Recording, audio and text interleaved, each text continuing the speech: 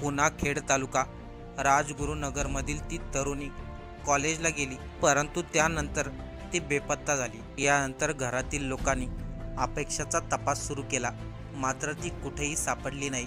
त्यांनी लगेचच जवळच्या पोलीस स्टेशनमध्ये अपेक्षा बेपत्ता असल्याची तक्रार दाखल केली। पोलिसांनी तपास चालू केला आणि त्या दरम्यान एक CCTV फुटेज हाती लागला, ज्यामध्ये अपेक्षा एका तरुणाबरोबर टू व्हीलरवरती बसून जाताना दिसली।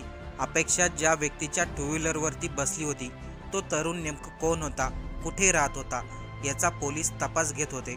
आणि त्याच दरम्यान सर्वांना धक्का बसणारी एक बातमी समोर आली, जी अपेक्षा कॉलेजला गेली होती, त्यानंतर ती एका तरुणाबरोबर टू व्हीलरवरती जाताना दिसली। त्याच अपेक्षाचा भीमा नदीच्या पात्रामध्ये मृतदेह सापडला। पोलिसांनी त्या टू व्हीलर चालकाचा शोध घेतला आणि सर्वांना हादरवणारं सत्य समोर आलं। कोण होता तो तरुण? कॉलेजला गेलेल्या अपेक्षाबरोबर नेमकं काय घडलंय? चला सविस्तर पाहू। पुन्हा खेड तालुका राजगुरुनगर येथील रहिवासी असलेली अपेक्षा हुतात्मा राजगुरू महाविद्यालयामध्ये शिक्षण घेत होती। कॉलेज संपल्यानंतर अपेक्षा पुन्हा घराकडे निघाली।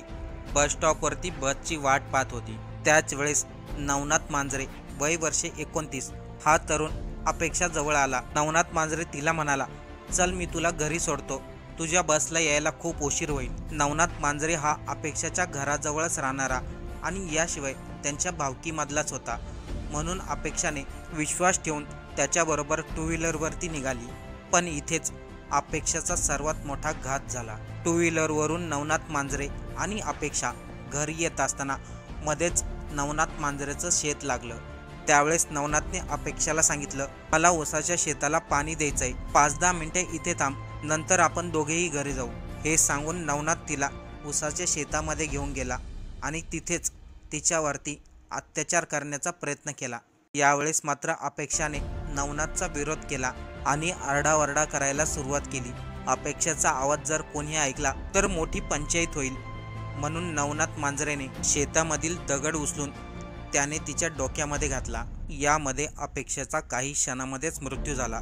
पुरावा नष्ट करायचा म्हणून नवनाथ मांजरेने तिचा मृतदेह जवळच असलेल्या भीमा नदीच्या पात्रामध्ये टाकून दिला। आणि या सर्व घटनेनंतर नवनाथ मांजरे हा जसं काही झालंच नाही अशा पद्धतीने गावामध्ये वावरत होता। पण अपेक्षा बेपत्ता झाली याची तक्रार तिच्या कुटुंबातील लोकांनी पोलीस स्टेशनमध्ये केली होती। तिचा सर्वत्र शोध घेतला जात होता आणि याच दरम्यान नवनाथ मांजरेचा एक CCTV फुटेज पोलिसांच्या हाती लागतो।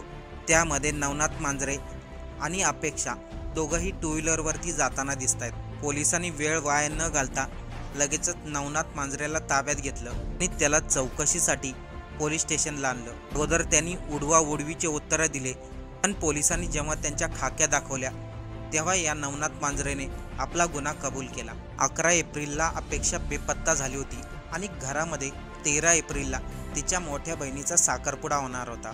त्यामुळे घरामधील सर्व कुटुंब आनंदात होतं। पण त्याच्या आदल्याच दिवशी अपेक्षाच्या मृतदेहाची बातमी समजताच संपूर्ण कुटुंब आणि गावातील लोकांवरती दुःखाचा डोंगर कोसळला।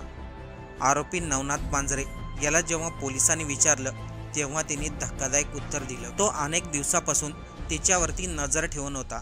कधी अपेक्षाला एकांतामध्ये बोलण्यासाठी त्याला कधी जागा मिळालीच नाही, पण त्या दिवशी मात्र अपेक्षा बस स्टॉपवरती एकटीच होती।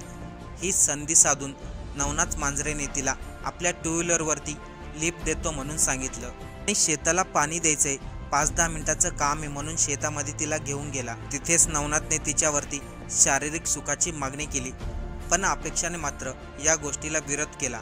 त्याने जबरदस्ती करण्याचा प्रयत्न केला तेव्हा अपेक्षा मोठमोठ्याने आवाज द्यायला लागली।